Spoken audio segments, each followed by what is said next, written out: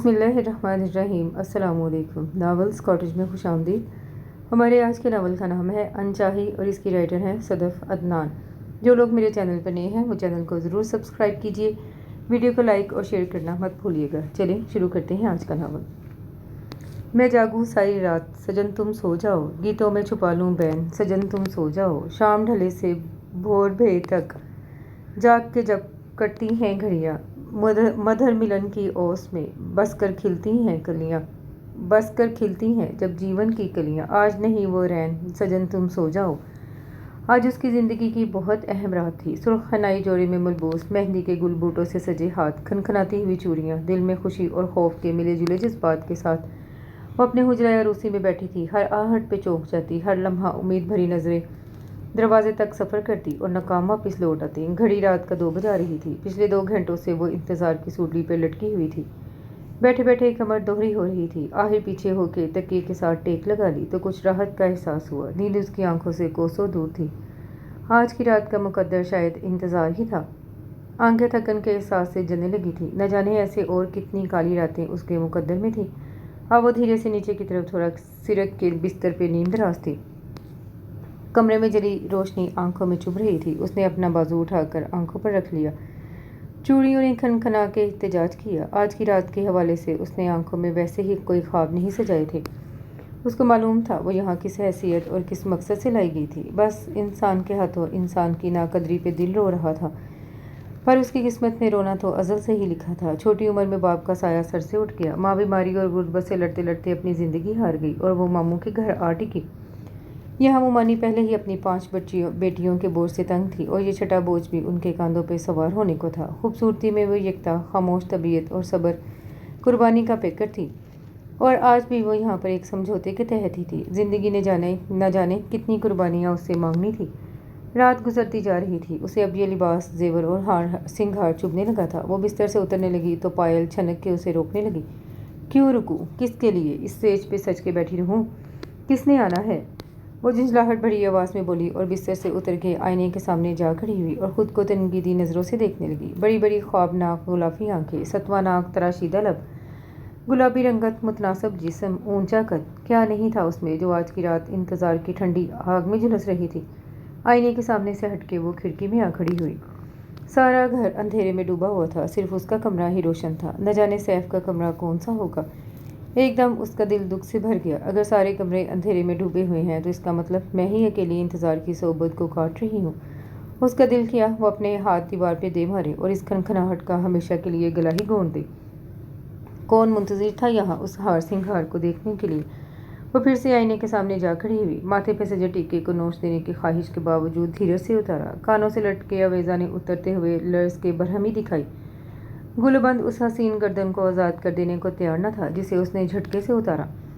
चूड़ियों के एहतजाज भरे शोर को यकसर फरामोश करके उसने कलाइयों को रिहाई दिलाई। अलमारी खोली तो उसमें सिर्फ उसके ही कपड़े अकेलेपन का रोना रो रहे थे।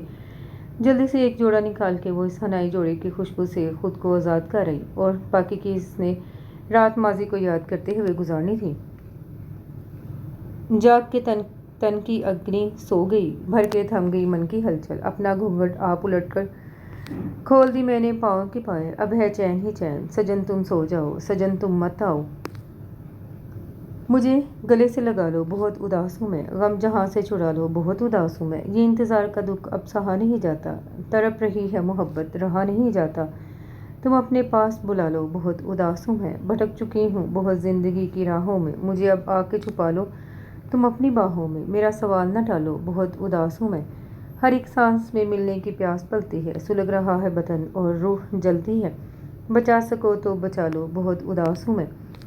हर रात का सवेरा कुदरत ने तय कर रखा है। राफिया की ज़िंदगी की अज़ियत भरी रात भी अपने इख्तिताम को थी। वैसे तो वो माँ और बाप के बाद से ही अकेली ही थी, मगर कल की रात उसने तन्हा कांटों पे बसर की। यतीम रिश्तों का बोझ उठाना आसान नहीं होता, इसलिए ही मामू ने उसे बेकदरी के हाथों रोल दिया था। सैफ अहमद की वालदा नफीसा जहाँ काफ़ी अरसे से सैफ अहमद की दुल्हन ढूंढ रही थी। सैफ की शादी उनकी भांजी नाइमा से हुई थी, जो ख़ानदानी तरके में काफ़ी जायदाद साथ लाई थी, मगर 10 साल का अरसा गुजर जाने के बावजूद उसके आंगन में कोई भी फूल न खिला। दूसरी शादी के लिए दोनों ही तैयार न थे। सैफ को बच्चे की ख्वाहिश तो थी, लेकिन वो नाइमा की दिल आज़ारी के ख्याल से खामोश थे। फिर वालिदैन के बढ़ते हुए इसरार पे उन्हें हथियार डालने ही पड़े। पर असल मसला नाइमा को मनाना था। वो उनको किसी भी सूरत किसी से बांटने के लिए तैयार न थी। आखिर एक शर्त पे उसने दूसरी शादी के लिए इजाज़त दे दी, और इजाज़त मिलते ही नफीसा बेगम तनदही से रिश्ते ढूंढने लगी। वो रिश्ता किसी ऐसे गरीब घराने में चाहती थी जो अपनी गुर्बत की वजह से इस खामी को नज़रअंदाज कर दे। और आखिरकार ये कुर्रा राफिया के नाम निकला। राफिया के लिए ये रिश्ता बहुत भरा धचका था। अपने हालात की वजह से उसने कोई बहुत सुहाने ख्वाब नहीं सजाए थे, मगर इस हकीकत को तस्लीम करना भी आसान नहीं था। और अब कल की रात उस पर उसकी हैसियत बखूबी वाज़िया कर चुकी थी। वो और उसका वजूद नाकदरी की अनदेखी आग में जल रहा था। आज की सुबह भी रात से मुख्तलिफ न थी। वो अकेले कमरे में कलसती रही। आधा दिन गुजरने के बाद दरवाजे पे दस्तक हुई। शायद किसी को उसका वजूद याद आ ही गया था। दरवाज़ा खुला तो सामने उसकी शादीशुदा नंद नाज गोद में अपना नौमलूद बच्चा लिए खड़ी थी। उसने तनकीदी नज़रों से उसका जायज़ा लिया और तनक के बोली, एक रात की दुल्हन हो, और ये हुलिया क्या बना रखा है तुमने? अलमारियाँ भरने को वालदा ने बड़ी नहीं बनवाई तुम्हारी। इतने से बच्चे को लेकर जूतियाँ चटखाई बाज़ारों में तुम्हारे लिए। राफिया को वक्तन बड़ी खिफत हुई। अपने हुलिये पे वो माजरत करते हुए कपड़े निकालने के लिए बढ़ी तो नाज की आवाज़ उसकी समाज से फिर टकराई। और सुनो, इस तरह अलग थलग रही तो बन चुकी तुम्हारी जगह यहाँ। सुबह से कमरे में बंद बैठी हो, बाहर क्यों ना आई? बहुत से महाजों पे लड़ना है तुम्हें। अभी इसके लिए अभी से हिकमत अमली बना लो तो अच्छा होगा। राफिया का मुंह इस बात पे खुला ही रह गया, पर उसने खामोश रहना ही मुनासिब समझा। अभी वो नए माहौल को अच्छी तरह समझना चाहती थी। जी बेहतर, कहकर वो तैयार होने चल दी। अच्छा तुम तैयार हो, मैं कुछ खाने के लिए भिजवाती हूँ, शायद कि कुछ बच गया हो नाश्ते में से। वो बुड़बुड़ाहट के अंदाज में बोलती हुई कमरे से बाहर निकल गई। जब्त के बावजूद राफिया की आंखों से आंसू बहने लगे। दिल पे चोट पड़ी तो ज़ुबान पर शिकवा करने लगी। वाह मेरे मौला, इतनी कठिन शुरुआत, इतनी नाकदरी, कांटों भरा सफ़र, वो भी तन्हा। घुटनों में सर्दी है, वो सिसकने लगी। उसकी पुश्त दरवाजे की तरफ थी। पूरी कमर उसके स्याह काले बालों से ढकी हुई थी कि दरवाजे पे फिर से दस्तक हुई। वो समझी कि नाश्ता लेकर कोई आया होगा। दरवाज़ा खुलने और फिर बंद होने की आवाज़ आई, पर कोई बोला नहीं। उसने रुख मोड़ा तो देखा सामने सफ़ेद कुर्ते पजामे में सैफ अहमद खड़े थे। उसने कल सिर्फ उनकी एक झलक ही देखी थी। वो बेहद वजीह थे। वो हर बरा के सीधी खड़ी हो गई। इधर वो जो बहन की सरजनिश पे नाइमा से नज़र बचाकर धोखरी के लिए कमरे में आए थे, इन रोई हुई गुलाबी कातिल आंखों पे दिल हार गई। साजन तेरी कातिल आंखें कर देती हैं घायल आंखें, पहले क्या कोई कमुल थी उलझन, हो गई हैं जो शामिल आंखें, कोई सपना सा मैं भी देखूं, गर हो जाए गाफिल आंखें, मैं भी आखिर कब तक बचता, हो ही गई हैं साइल आंखें। नीम वासी वो शरबती आंखें, अनकही को करें कहीं आंखें, दिल की धड़कन को तेज़ करती हैं, एक खिड़की से झांकती आंखें, तेरी दुनिया में आके देखा है, देखते कान बोलती आंखें, जो पत्थर भी तोड़ देती हैं, ऐसी होती हैं वाकई आंखें, कितने लहजे तराश लेती हैं, खामोशी में वो बोलती आंखें, जैसा मंजर हो वैसी हो जाएं, एक चेहरे पे हैं तेरे कई आंखें। कमरे में वक्त थम चुका था। सैफ इस हुस्न मुकम्मल की तस्वीर में गुम था और अपने नसीब की सितम ज़रीफ़ी पे नाला था। लफ्ज़ उसकी दस्तरस से बाहर थे। वो जहन में लफ्ज़ों को तरतीब दे रहा था कि किस तरह इस परिविश से अपने कल के रवैये की तलाफ़ी कर ले। राफिया को अब उसकी खामोशी खलने लगी थी। वो अपने हाथों की उंगलियां मरोड़ते हुए उसके बोलने की मुंतज़िर थी। उसने अपनी सवालिया नज़रें उठाई, पर वहाँ मुकम्मल खामोशी। आखिर वो मुश्किल बोला, मैं आपसे अपने कल के रवैये के लिए माज़रत चाहता हूँ। वो अचानक ही नाइमा की तबीयत बिगड़ गई तो उसे अस्पताल लेकर जाना पड़ा। क्या मैंने आपसे वजाहत मांगी है? कल की रात मुझ पर मेरी हैसियत वाज़िया करने के लिए काफ़ी थी। उसने जी कड़ा करके एक ही सांस में बात ख़त्म कर दी। सैफ एक गहरी नज़र उस पर डाल के वापसी के लिए पलट गया। राफिया का दिल उसे बेआवाज़ सदा लगाने लगा, पर किसी ने सुनी है ऐसी सदाएं?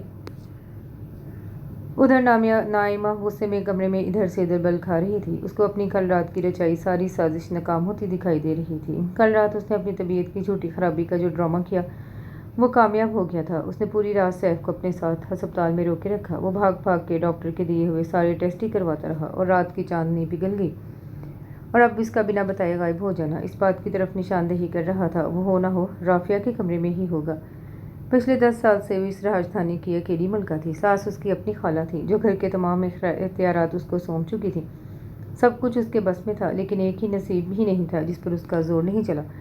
उसकी गोद खाली ही रही। 10 साल में भी कोई फूल खिलाने में नाकाम रही। उसकी सज़ा के तौर पे आज दूसरी औरत को उसके घर पे लगा के उसके सर पे लगा के बिठा दिया गया था। वो आगे की हिकमत अमली तरतीब दे रही थी कि कौन सी चाल कब चलनी है।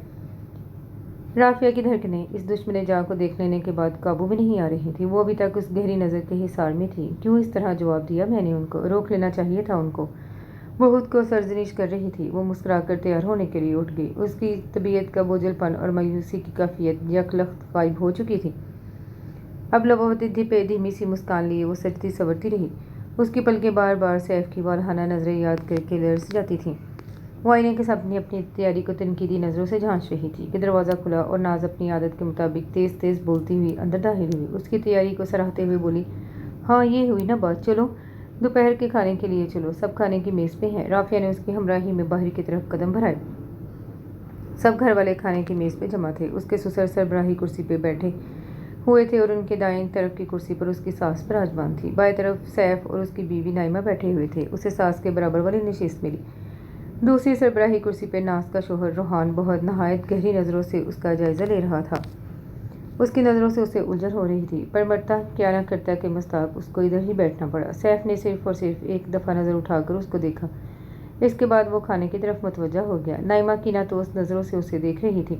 نفیسہ جہاں نے اس کی گھبراہٹ کو محسوس کرتے ہوئے چاولوں کی رکابی اس کی طرف بڑھاتے ہوئے کہا، کھانا کھاؤ بیٹا، پہلے ہی کافی دیر ہو گئی ہے، اور اس نے جی کہہ کے کھانے کی ٹرے تھام لی۔ آہستہ آہستہ کھانا کھانے لگی۔ اس کو دو لوگوں کی نظریں بری طرح چبھ رہی تھیں۔ ناز کھانے کی میز کے ساتھ کھڑی سب کو کھانا سرو کر رہی تھی۔ سیف نے ایک دفعہ پھر نظریں اٹھائیں اور اسے بے دلی سے کھانا کھاتے ہوئے دیکھا۔ نظروں کا ارتکاز محسوس کرتے ہوئے رافیہ نے سامنے دیکھا تو اس کی نظریں اس کی نظروں سے الجھ گئیں۔ اس کے ہاتھوں میں پکڑا چمچ لرز کے پلیٹ میں ہی گرنے کی آواز کر گیا، جس پر نائمہ نے نفرت بھرے انداز میں کہا، والدہ، کھانے کی میز پر بیٹھنے کے آداب جلد سکھا ہی دیں، اس کو تو اچھا ہے، اور کرسی دھکیل کے جھٹکے سے اٹھ کھڑی ہوئی۔ رافیہ کے لیے اس کے الفاظ کسی تازیانے سے کم نہ تھے۔ وہ پلیٹ کی طرف مزید جھک گئی۔ سیف نے اس کے بے آواز آنسو گرتے ہوئے دیکھ لیے تھے۔ نفیسہ جہاں نے بھی کڑے تیوروں کے ساتھ بیٹے کو دیکھا اور اس نے بھی نظریں جھکا لی۔ رافیہ آہستگی سے وہاں سے اٹھ کر کمرے کی طرف چل دی۔ کمرے میں آ کر دروازہ بند کیا اور بستر پر گر کے پھوٹ پھوٹ کے رو دی۔ کچھ دیر پہلے چھایا ہوا فسوں اب ٹوٹ چکا تھا اور حقیقت حال کو اس کو بری طرح دہلا رہی تھی۔ کیا ہوگا؟ کیسے وہ ان نامساعد حالات میں اپنی جگہ بنا پائے گی بھی یا نہیں؟ سوالات کی ایک یلغار تھی۔ تھوڑی دیر پہلے چھائی بشاشت غائب ہو گئی۔ اس نے تھک کے بازو اٹھا کے اپنی آنکھوں پہ رکھا اور آنکھیں موند لی۔ رات بھر کے رت جگے نے پلکوں کو ایک دوسرے سے جلد ہی جوڑ دیا اور نیند نے اس کو ہر اذیت سے بچا کے اپنی گود میں چھپا لیا۔ نہ جانے کتنی دیر تک یوں ہی سوتی رہی۔ جب اس کی آنکھ کھلی تو اس نے کمرے کو اندھیرے میں ڈوبا ہوا محسوس کیا۔ صوفے پہ کسی کے حولے کو سگریٹ کے جلتے بلتے انگارے کے ساتھ دیکھا۔ اس کے دماغ میں ان گنت خدشوں نے سر ابھارا۔ اس نے ڈر کے ہکلاتے ہوئے لرزتی ہوئی آواز میں پوچھا، کون ہے؟ اندھیرے میں اس کی نظر اس شعلے پہ ٹکی ہوئی تھی۔ اس نے لرزتی ہوئی آواز میں دوبارہ شناخت پوچھی تو اس فعل نے ہاتھ بڑھا کر لائٹ جلا دی۔ اچانک روشنی ہو جانے سے رافیہ نے ہاتھ چہرے پر رکھ لیے۔ ہاتھ ہٹائے تو دیکھا سیف سامنے تو بیٹھا ہوا تھا۔ اس نے ایک ناراض سی نظر اس پہ ڈالی۔ اس کی حالت دیکھ کر سیف نے دھیمے لہجے میں کہا، آپ کو ڈرانے کے لیے معذرت، میرا ایسا کوئی ارادہ نہیں تھا، آپ سو رہی تھی اس لیے کمرے میں نے روشنی نہیں کی۔ رافیہ نے کوئی جواب نہ دیا اور دوپٹہ درست کرتے ہوئے بستر سے اترنے لگی۔ سیف نے صوفے پر اپنے برابر میں ہاتھ رکھتے ہوئے اسے اشارے سے اپنے پاس بلایا تو اس نے اس کے اشارے کو سمجھ کر بھی نظر انداز کر دیا۔ اچھا، ادھر نہیں آنا تو میں آپ کے پاس آ کر بیٹھ جاؤں؟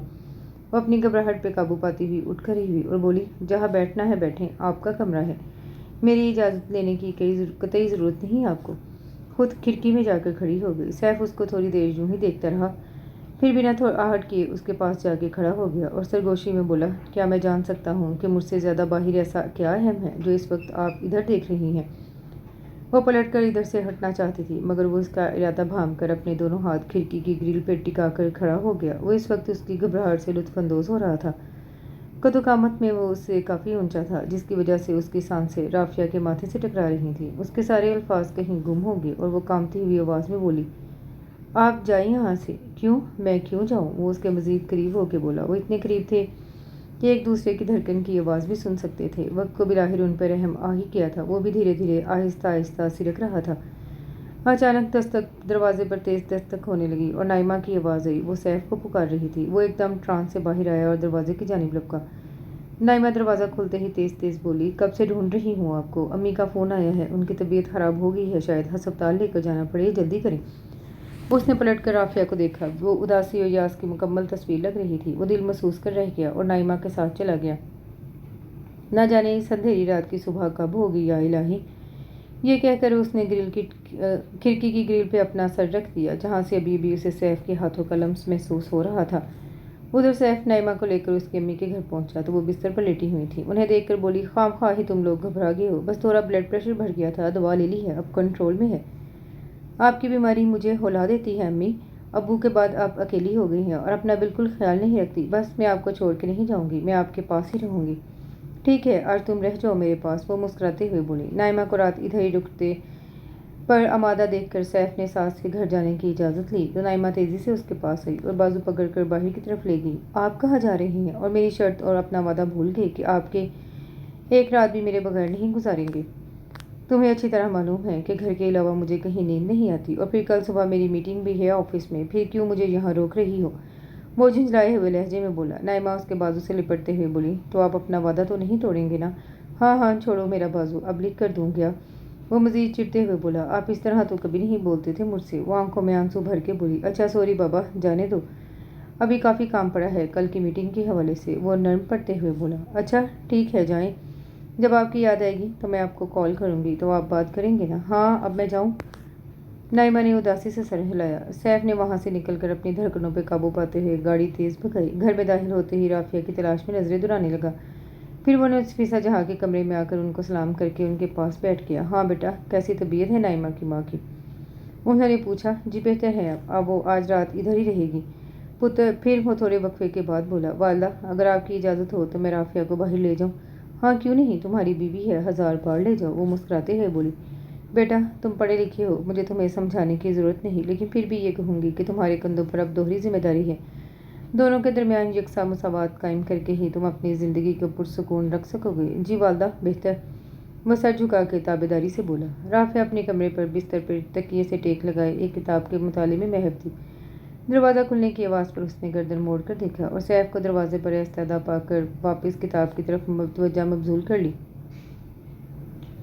وہ تھوڑی دیر تک اسے دیکھتا رہا، پھر بولا، بے نیازی ہر کسی پہ جچتی نہیں ہے ویسے۔ وہ رخ موڑ کر مسکرانے لگی۔ اچھا تمہارے پاس صرف 10 منٹ ہیں، تیار ہو کر نیچے آ جاؤ۔ حکم صادر کر کے لمبے لمبے ڈھک پڑتا ہوا کمرے سے باہر نکل گیا۔ وہ جھٹکے سے بستر سے نیچے اتری اور تیزی سے تیار ہونے لگی۔ تیار ہو کر تیزی سے باہر کی طرف لپکی، پھر باہر ساس کو دیکھ کر اس نے قدموں کی رفتار تھوڑی آہستہ کر لی۔ وہ اس کی عجلت دیکھ کر مسکرانے لگی۔ والدہ میں جاؤں؟ اس نے نظریں جھکائے ہوئے پوچھا۔ ہاں بیٹا جاؤ، وہ انتظار کے معاملے میں بہت کچا ہے۔ سیف دونوں ہاتھ سینے پر باندھے گاڑی کے دروازے سے ٹیک لگائے کھڑا اس کا انتظار کر رہا تھا۔ اس کا دیکھ کر اس نے آگے بڑھ کر گاڑی کا دروازہ کھولا، خود گھوم کر ڈرائیونگ سیٹ پر آ کر بیٹھ گیا۔ گاڑی کے اندر ماحول پر ایک فسو چھایا ہوا تھا، دونوں ہی خاموش تھے، شاید کہ اس وقت گفتگو ایک اضافی شے تھی۔ اس نے ہاتھ بڑھا کر ڈیک آن کر دیا۔ چترا سنگھ کی آواز کا سحر دونوں کو جکڑنے لگا۔ تم کو ہم دل میں بسا لیں گے، تم آؤ تو صحیح، ساری دنیا سے چھپا لیں گے، تم آؤ تو صحیح، ایک وعدہ کرو اب ہم سے نہ بچھڑو گے کبھی، ناز ہم سارے اٹھا لیں گے، تم آؤ تو صحیح، بے وفا بھی ہو ستم گھر بھی، جفا پیشہ بھی، ہم خدا تم کو بنا لیں گے، تم آؤ تو صحیح، یوں تو جس سمت نظر اٹھی ہے تاریکی ہے، پیار کے دیپ جلا لیں گے، تم آؤ تو صحیح، اختلاف بھی مٹ جائیں گے رفتہ رفتہ، جس طرح ہوگا نبھا لیں گے، تم آؤ تو صحیح، دل کی ویرانی سے گھبرا کے نہ منہ کو موڑو، بس یہ پھر سے سجا لیں گے، تم آؤ تو صحیح، راہ تاریک ہے اور دور ہے منزل لیکن درد کی شمعیں جلا لیں گے، تم آؤ تو صحیح۔ غزل کے بول دونوں کے دل پر اثر انداز ہو رہے تھے۔ سیف نے گاڑی چلاتے ہوئے اپنا ہاتھ گیئر سے ہٹایا اور اس کو اشارے سے یہاں پہ ہاتھ رکھنے کو کہا۔ وہ سمجھ کر نظر انداز کرتے ہوئے باہر دیکھنے لگی۔ سیف اس کی اس بے نیازی پہ مسکرانے لگا، اس کا ہاتھ پکڑا اور گیئر پہ رکھ کر اپنا ہاتھ بھی اس پہ رکھ دیا۔ رافیہ کی روح تک اس پرحدت لمس سے پگھلنے لگی اور وہ بے نیاز بنا ایک ہاتھ سے گاڑی چلاتا رہا۔ تھوڑی دیر میں گاڑی ساحل سمندر پر آ کر رکی۔ رافیہ نے گلا کھنکار کر ہاتھ کی طرف متوجہ کیا تو اس نے چونک کے سوری بول کے اپنا ہاتھ ہٹایا۔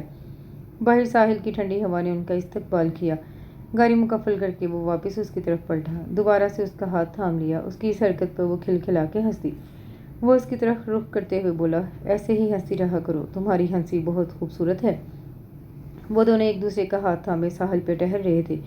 اس وقت انہیں لفظوں کی چندہ ضرورت نہیں تھی، خاموشی سب کہہ رہی تھی، سب سن رہی تھی، رات سمندر کی خاموشی اور لہروں کا شور، سب کچھ مکمل تھا سوائے ان کی زندگی کے۔ وہاں سے وہ دونوں ساحل پر بنے ایک ریسٹورینٹ پر کھانا کھانے چلے گئے۔ وہ آہستہ آہستہ اسے نرم انداز میں بات کرتا رہا اور تھوڑی دیر میں وہ بھی آرام دہ ہو کر اس سے باتیں کرنے لگی۔ کھانے کے بعد اس نے جیب میں سے ایک نازک سا باکس نکالا اور ٹیبل پر رکھ دیا۔ رافعہ نے بروچ کا کر اس کے متعلق پوچھا تو جواب میں اس نے باکس کھول دیا۔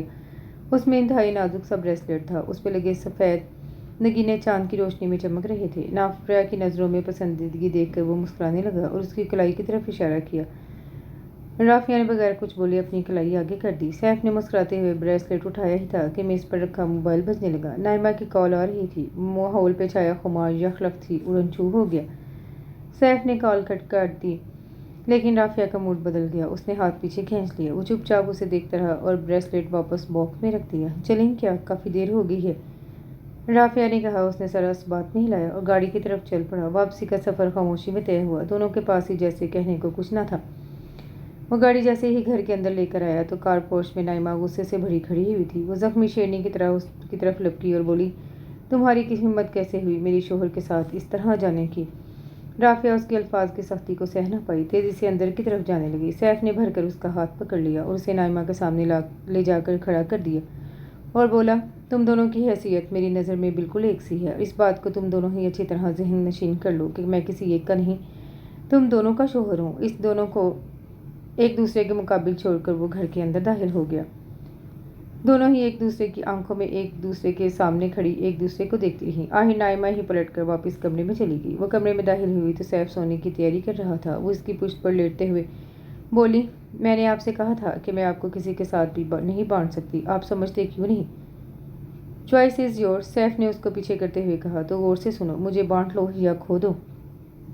اس کے الفاظ نائمہ کو کچھ دیر کے لیے برف سے بنا گئے اور اسی ہذیانی انداز میں چیختے ہوئے کہنے لگی، نہیں بانٹ سکتی، میں آپ کو نہیں بانٹ سکتی، سن لیں آپ سیف پر اس کے چیخنے کا گویا کوئی اثر ہی نہ ہوا اور وہ بستر کی طرف جھکا اور باہر کی طرف چل دیا۔ اسٹڈی روم میں پڑے کاؤچ پر جا کر لیٹ گیا۔ اس وقت اس میں کسی کو بھی جھیلنے کی سکت نہ تھی۔ نائمہ تھوڑی دیر میں دبے پاؤں باہر نکلی۔ اسٹڈی کی روم کی لائٹ جلی دیکھ کر کھڑکی سے اندر جھانک کر سکون سے واپس چلی گئی۔ سیف کے ذہن میں خیالات کی یلغار سی تھی۔ اس صورتحال میں وہ خود کو نہایت بے بس محسوس کر رہا تھا۔ آخر کس طرح میں اپنی زندگی کو اس بھنور سے نکالوں؟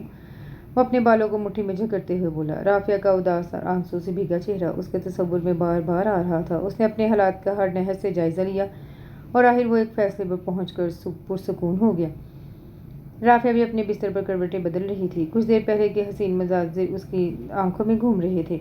سیف کا اس کے ساتھ شرارتیں کرنا، اس کی وہ بولتی آنکھیں، بار بار بہانے سے اس کا ہاتھ تھامنا، ساتھ کھانا کھانا اور پھر سارا فسو ایک دم ٹوٹ جانا۔ میرے خواب کیا ٹوٹنے کے لیے ہی ہیں یارا؟ کیوں مجھے ایسی ادھوری خوشیاں دی آپ نے؟ وہ نہ چاہتے ہوئے بھی شکوہ کرنے لگی۔ آج کی رات ان تینوں کے لیے ہی رت جگہ کا پیغام لائی تھی۔ صبح سیف نے جاگتے ہی کمرے کا رخ کیا تو نائمہ اس کو دیکھ کر خوش دلی سے مسکرائی، مگر اس کے چہرے پر گہری سنجیدگی تھی۔ اس نے اپنا سفری بیگ نکالا اور اس نے اپنے کپڑے اور ضروری سامان رکھنے لگا۔ نائمہ نے اس کی سرگرمی کو بغور دیکھا تو پوچھے بنا نہ رہ سکی، کیا کر رہے ہیں آپ؟ کہاں کی تیاری ہے؟ کہاں جا رہے ہیں؟ سیف نے کوئی جواب نہ دیا، اپنے کام میں مگن رہا۔ میں آپ سے پوچھ رہی ہوں، وہ دوبارہ بولی۔ آفس کی میٹنگ ہیڈ آفس میں ہے، ساتھ میں ایک ہفتے کی ٹریننگ بھی ہے، شہر سے باہر جا رہا ہوں، یہ کہہ کر وہ کمرے سے باہر نکلا۔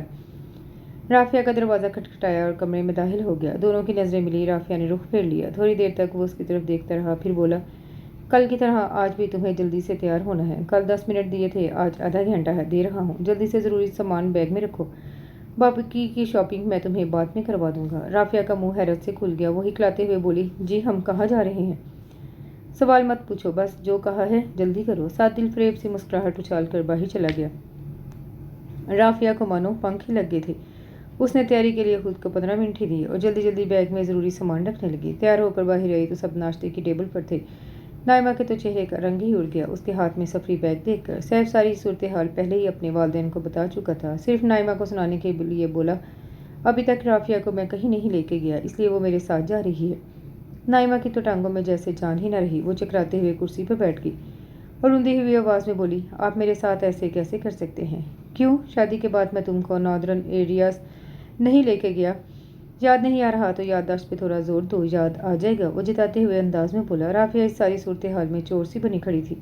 ساس نے آگے بڑھ کر اس کو اپنے ساتھ لگایا اور دونوں کا ساتھ لے کر دروازے کی طرف چل پڑی۔ خیر سے جاؤ، پہنچتے ہی اطلاع کرنا، اللہ تم دونوں کو سچی خوشیاں دے۔ وہ سر پر ہاتھ رکھ کے دعائیں دینے لگی۔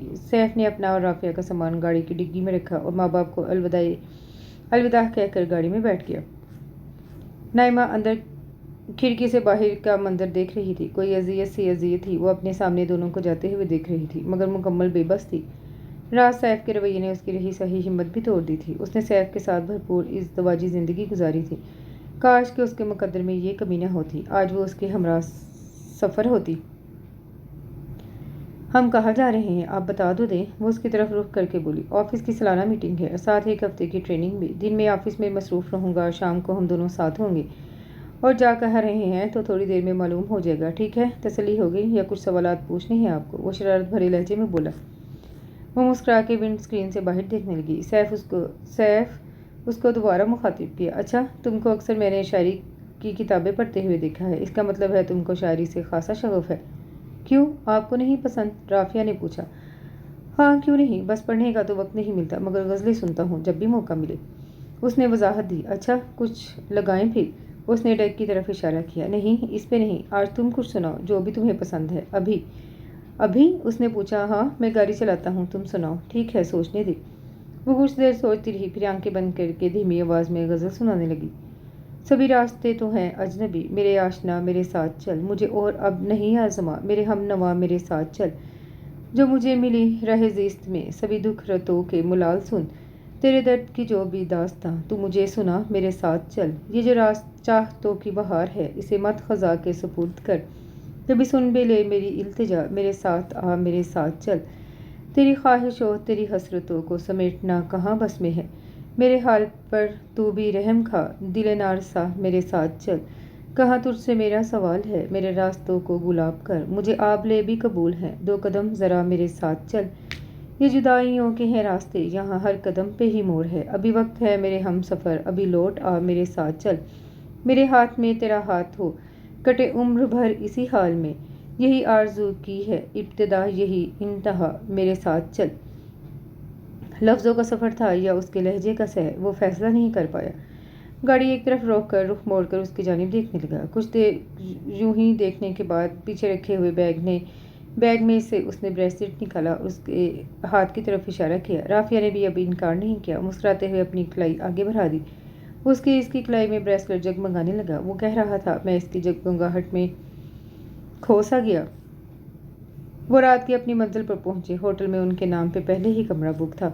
राफिया को वहाँ अजीब सी झिझक सी महसूस हो रही थी, मगर सैफ के नरम रवैये की से थोड़ी देर में वो आरामदेह महसूस करने लगी। दोनों आज वक्त की कैद से आज़ाद थे। चंद घड़ियों की गुर्बत में जलते सुलगते वजूद आखिरकार साथ थे। रास्ते में मैंने आपको गज़ल सुनाई थी, तो अब आपकी बारी है, वो उसके पास होते हुए बोली। वो उसके बालों में हाथ फेरते हुए महव से अंदाज में बोला। आपकी फरमाइश सर आंखों पे सरकार, तो सुनिए।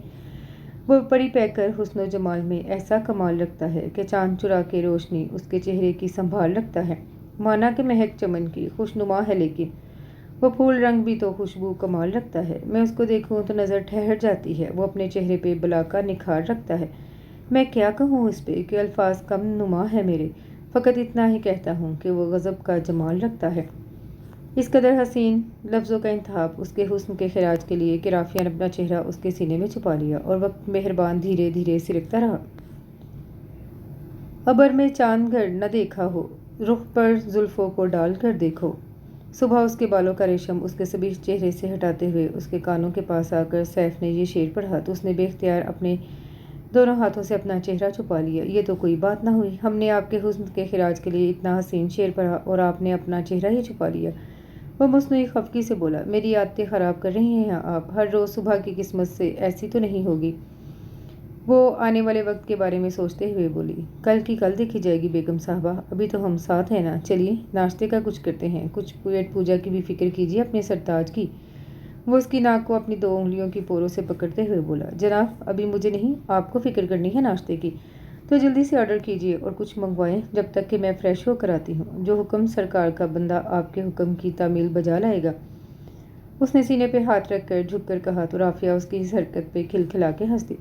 थोड़ी देर बाद जब वो आईने के सामने खड़ी थी तो एक लम्हे के लिए खुद को पहचान न पाई। मैं तो आईने में खुद को तक कर हैरान हुआ। ये चेहरा कुछ और तरह था, पहले किसी ज़माने में। नाश्ते के बाद सैफ ने उजरत में मीटिंग में जाने की तैयारी शुरू कर दी। वो उसे इधर से उधर भागते हुए देख रही थी तो वो उसकी तरफ देख के बोला, बेगम साहिबा जल्दी करें, उठें, मदद करें मेरी तैयारी में। राफिया ने उठकर उसकी तैयारी में मदद की। फिर वो मीटिंग के लिए निकलने लगा। जाते हुए पलट कर बोला, अकेले परेशान मत होना, मैं इधर ही हूँ। रूम सर्विस जो दिल चाहे मंगवा कर खा लेना, मैं शाम तक ही लौटूंगा। उसके गालों को थपथपा के बोला, और अच्छा सा तैयार हो जाना, फिर बाहर चलेंगे। सैफ के जाने के बाद कमरा बिल्कुल वीरान सा लगने लगा। उसकी शोखियाँ, उसकी शरारतें हर सू याद बनकर उसे उदास कर रही थी। वो खुश थी, मगर आने वाले दिनों का तस्वर उसको बेइत्मीनान कर रहा था। फिर उसने इन ख्यालात को झटका और कमरे में फैला हुआ सरमान तरतीब देने लगी। सैफ का दिल भी इस मीटिंग में बिल्कुल नहीं लग रहा था। चाय के वक्फे के दौरान उसका दिल इस परिवेश को देखने के लिए हुमकने लगा। फिर दिल को उसने समझाया और मोबाइल उठा के कुछ टाइप करने लगा।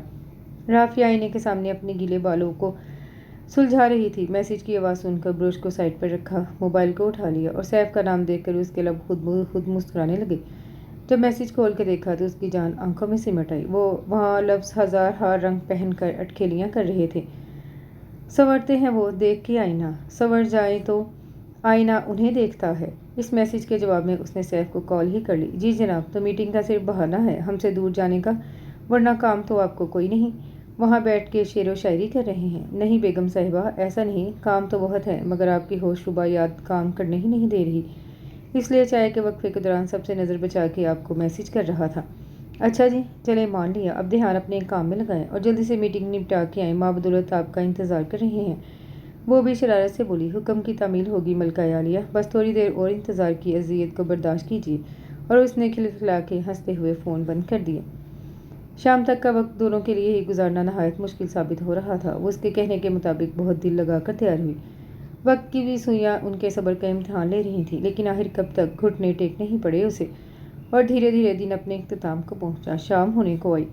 जब वो कमरे में दाखिल हुआ तो उसको देख के दिल पे हाथ रखते हुए बोला, हम तो पहले ही मरीज़ इश्क हैं जनाब, और ये हुस्न की तजलियाँ दिल नातवां कहाँ सह पाएगा। उसके इस अंदाज पे वो बेसाख्ता हंस पड़ी। उसके करीब आके उसके सीने से सर टेक के खड़ी हो गई। दोनों की धड़कनें फुरकत की दास्तान सुना रही थी। वक्त पे लगाम डाल के रोक लेने की ख्वाहिश के बावजूद वो नहीं रुकता तो नहीं, वो तो मुस्कुरा के अपनी चाल चलता जाता है और पीछे अनगिनत यादें छोड़ जाता है। वापसी का सफ़र हमेशा ही उदास करता है। एक दूसरे की संगत में हसीन पल गुजार के जब वो वापस पहुँचे तो खुशी उनके चेहरे से यहाँ थी। नफीसा जहाँ ने उन्हें देखते ही उनका सदका निकाला। नाइमा कमरे से बाहर ही नहीं आई। उसमें उनको यूँ साथ देखने की हिम्मत न थी। थोड़ी देर वो अपने वालिदैन के साथ बातें करता रहा, फिर उठकर नाइमा के कमरे की तरफ चल दिया। अभी इसको इस इम्तिहान से भी गुजरना था। उसकी कड़वी कुसेली बातों को खुशदिली से सहना था। उसके अंदर दाखिल होते ही नाइमा ने उसको देखकर नागवारी से मुंह फेर लिया। तल्खी से बोली, आप गलत कमरे में आ गए हैं। आपका सारा सामान मैं वालदा की निगरानी में आपके कमरे में मुंतकिल कर चुकी हूँ। ये तुम मेरे साथ अच्छा नहीं कर रही हो, वो ज़ख्म खुर्दा अंदाज में बोला। अच्छा, और आपने अच्छा किया है मेरे साथ, मेरी वफाओं कुर्बानियों का ये सिला दिया। आखिरी जुमला बोलते हुए वो हिस्ट्राई अंदाज में चिल्लाने लगी। सैफ ने उसके करीब आने की कोशिश की तो उसने पीछे की तरफ धकेल दिया और चिल्लाते हुए बोली, नहीं ज़रूरत मुझे आपकी, जाएं, मुझे अकेला छोड़ दे।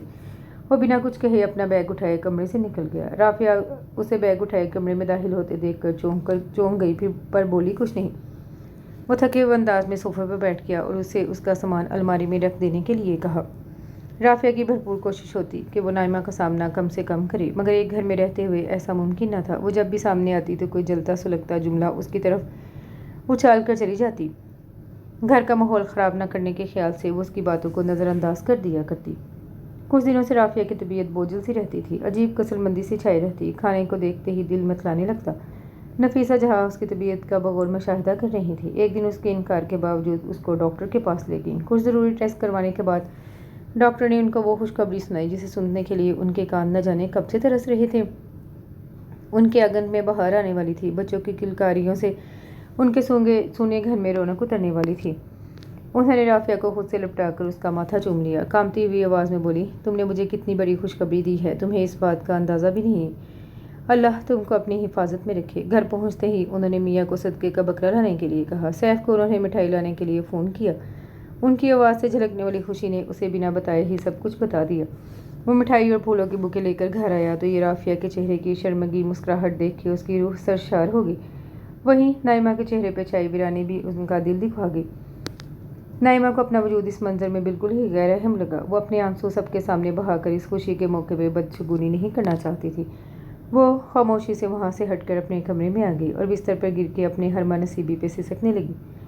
کبھی خود پہ کبھی حالات پہ رونا آیا، بات نکلی تو ہر ایک بات پہ رونا آیا۔ کس لیے جیتے ہیں ہم، کس کے لیے جیتے ہیں، بارہا ایسے سوالات پہ رونا آیا۔ کون روتا ہے کسی اور کی خاطر، اے دوست سب کو اپنی ہی کسی بات پہ رونا آیا۔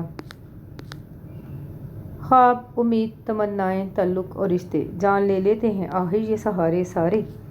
سیف نے نائمہ کو وہاں سے خاموشی سے جاتے ہوئے دیکھا تو دل میں ایک ٹھیس سی اٹھی۔ رافعہ بھی بغور سیف کے چہرے کے بدلتے ہوئے رنگوں کو دیکھ رہی تھی۔ نفیسہ جہاں نے اسے اپنے پاس بٹھا کر بلا لی اور ساری احتیاطیں اس کو ازبر کروا دی۔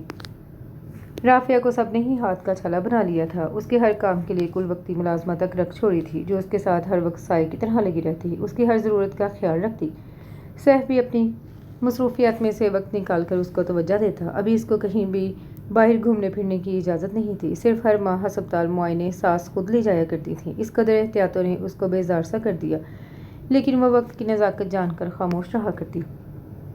ادھر نائمہ اپنے دل میں رافعہ کو نقصان پہنچانے کے ہزار منصوبے بنائے بیٹھی تھی، لیکن سب کی از حد توجہ کے باعث اس کی کوئی بھی تدبیر کارگر ثابت نہیں ہو رہی تھی۔ سیف کے بھی وہ بہانے سے پھر سے قریب ہونے کی کوشش کرنے لگی۔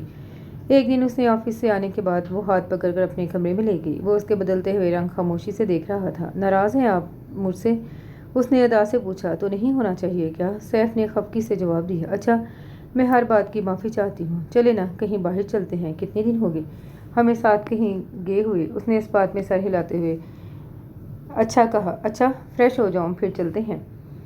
رافعہ نے ان دونوں کو ساتھ جاتے ہوئے دیکھا، اس کا دل پھر سے وہ وہموں اور اندیشوں کا شکار ہونے لگا۔ نائمہ شوہر کا ساتھ پا کر پھر سے ہواؤں میں اڑنے لگی، خوشی اس کے چہرے سے مترشح تھی۔ دونوں ساتھ کھانا کھانے کے لیے گئے۔ نائمہ مسلسل بول رہی تھی اور وہ بے دہانی میں اس کی بات سن رہا تھا۔ یکدم وہ اس کی بات پہ چونک پڑا۔ کیا کہا تم نے، دوبارہ بولو۔ میں یہ کہہ رہی ہوں آپ تو ہمارے دل کی مراد اللہ کے فضل سے پوری ہو رہی ہے، تو اب رافعہ کی ہماری زندگی میں کوئی ضرورت نہیں، ہماری دنیا اس کے بغیر بھی تو مکمل ہو جائے گی نا۔ سیف کی کن پٹیوں میں خون کی روانی تیز ہونے لگی۔ اس نے اپنے جذبات پر قابو پاتے ہوئے اس سے اٹھنے کو کہا۔ وہ رافعہ کی حمایت میں بھی کچھ بھی بول کر اسے مزید دشمنی پر نہیں اکسانا چاہتا تھا، لیکن وہ نائمہ کی طرف سے اور زیادہ محتاط ہو گیا تھا۔ وہ جانتا تھا بے اولادی عورت کو ایک گھن کی طرح اندر سے کھا جاتی ہے۔ نائمہ کی بھی ایک شاندار شخصیت ہوا کرتی تھی، لیکن وہ اب صرف اور صرف ایک ادھوری عورت تھی۔ رافعہ یہ مشکل دن گن گن کے گزار رہی تھی۔ ایسے وقت میں اسے اپنے والدین بے تحاشا یاد آتے۔ سگے رشتوں کے نام پر خالی دامن تھی۔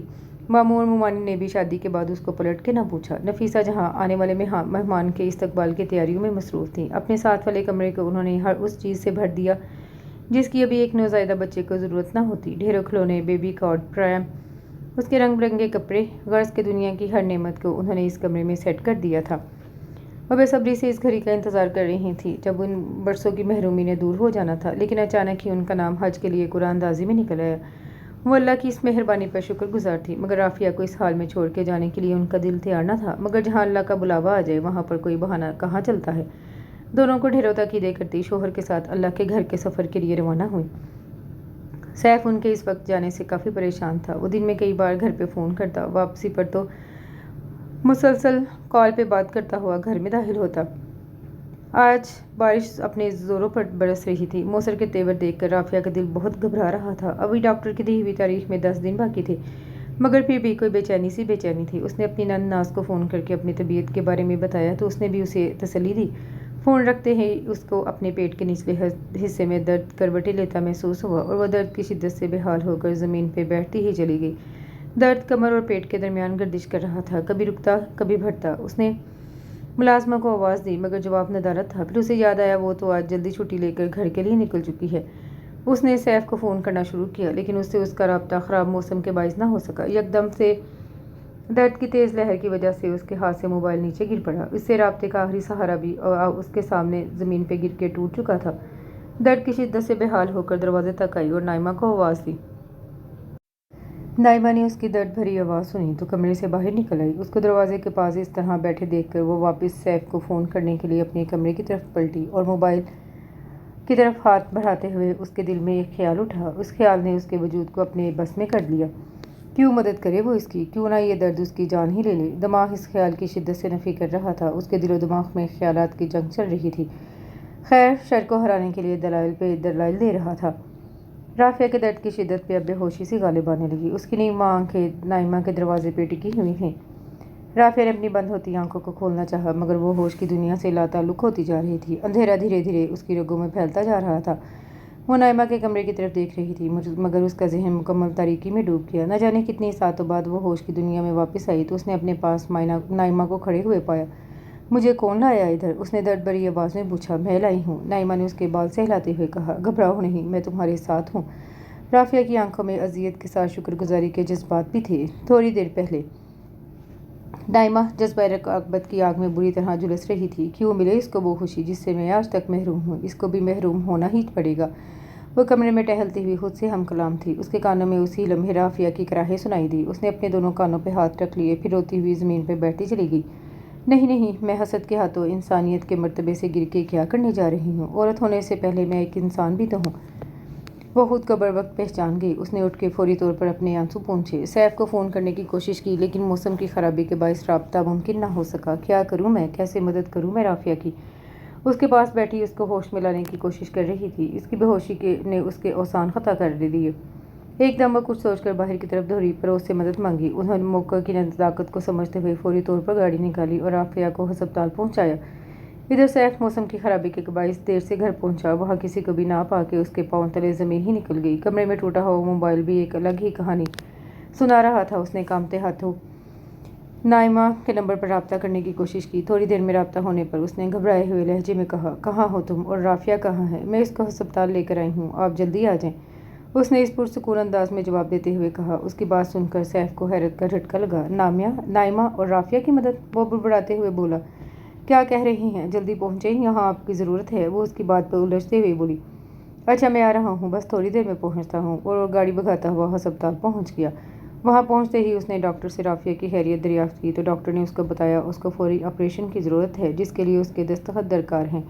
उसने कांपते हुए हाथों से कलम थामा और कागज़ पर दस्तखत करने लगा। उसकी नज़रों के सामने राफिया के साथ गुजारे हुए लम्हात एक एक करके सामने आने लगे। उसका दिल अनदेखे महमूर खदशात में डूबने लगा। उसको अपने कंधे पर इस वक्त किसी के हाथों का दबाव महसूस हुआ। नाइमा उसके साथ ही खड़ी थी। सब ठीक हो जाएगा, आप परेशान ना हो, उसने मुस्कुराते हुए उसे तसल्ली दी। उसने शिद्दत जज्बात से अपनी सुर्ख पड़ती आंखों को झपक कर आंसू को अपने अंदर ही उतारा।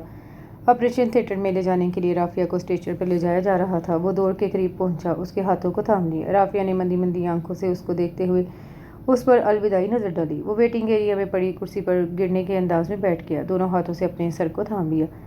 नाइमा उसके करीब बैठी थी। वो मुश्किल गुजरते हुए वक्त का इंतजार कर रहे थे। वक्त अपनी चाल लम्हों के बजाय सदियों में सुस्त रवि से तय कर रहा था, इस बात से बेखबर कि किसी की सांसें उसकी टिक टिक के साथ चल रही हैं। दोनों के लिए ही ये मुसाफत तय करना नहायत मुश्किल था। आखिर वक्त को हरा के डॉक्टर थिएटर से बाहर आती दिखाई दी और उनके पास आकर उन दोनों को मुबारकबाद दी। उसके साथ ही नर्स अपने हाथों में एक साथ 2 बच्चे लेकर बाहर आई। मुबारक हो, अल्लाह ने आपको रहमत और नेमत दोनों से नवाजा है। नाइमा पर तो हैरतों के पहाड़ ही टूट पड़े। इन दोनों ने एक एक बच्चे को थाम लिया। राफिया ने जुड़वा बच्चों को जन्म दिया था, आप सबको पता ना था ना? राफिया ने जुड़वा बच्चों को जन्म देना था, आप सबको पता था, सिर्फ मुझे ही बेखबर रखा गया, उसने उदासी के साथ शिकवा करते हुए कहा। ये एक वक्त गिले शिकवे करने का नहीं है। वो ये कहकर डॉक्टर से राफिया की तबीयत पूछने के लिए भर गया। नाइमा की गोद में इस वक्त दोनों जहान की नेमत थी। इस एहसास के लिए ही तो वो बरसों तरसी थी। गुलाबी रंगत नर्म नाज़ुक वजूद उसके दिल को अजीब सी तमानियत बख्श रहे थे। राफिया को कमरे में थोड़ी देर में मुंतकिल कर दिया गया। दरवाजे पर आहट हुई तो उसने सर उठाया तो सैफ जगमगाती हुई आंखों से उसकी तानीफ देख रहा था। उसने आगे भर कर उसके माथे पे प्यार किया और सरगोशी में बोला, मेरी दुनिया मुकम्मल करने के लिए तुम्हारा शुक्रिया। राफिया ने मुस्कुराते हुए बच्चों के मुतलिक पूछा। इसी लम्हे नाइमा बच्चों को गोद में लिए अंदर दाखिल हुई। दोनों की नज़रें मिली तो दोनों की आंखें आंसुओं से झिलमिला रही थी। उसने बच्चों को उसके दोनों पहलुओं में लटा दिया और खुद पलट के जाने लगी। राफिया ने सैफ को इशारा किया। उसने जाती हुई नाइमा को पुकारा। उसने आगे बढ़कर बेटे को उठाया और नाइमा की गोद में दे दिया। वो बेयकीनी से उनकी तरफ देखने लगी। दोनों ने मुस्कुराते हुए अस्पात में सर हिलाया।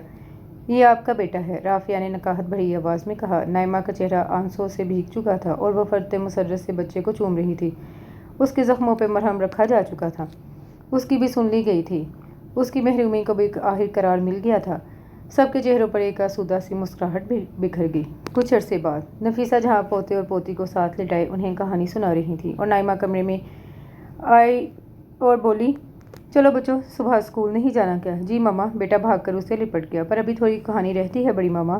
बेटी मन्नत करके हुए बोली और वो दोनों उसके साथ कमरे से बाहर आ गई। अब किसी को भी किसी से कोई शिकवा न रहा था, सबको उनके हिस्से की खुशियाँ मिल चुकी थी। ज़िंदगी जब देने पर आती है तो दामन हमेशा कम ही पड़ जाते हैं। नेमतों को समेटते हुए उसके साथ ही ये छोटा सा खूबसूरत सा नावल अपने इख्तिताम को पहुंचा। कमेंट में अपनी राय का इज़हार ज़रूर कीजिएगा कि आपको ये नावल कैसा लगा। जो लोग मेरे चैनल पे नए हैं और उन्हें मेरे नावल पसंद आ रहे हैं तो चैनल को ज़रूर सब्सक्राइब कर लीजिएगा। वीडियो को लाइक और शेयर करना भी मत भूलिए। दुआओं में याद रखिएगा। अल्लाह हाफिज़।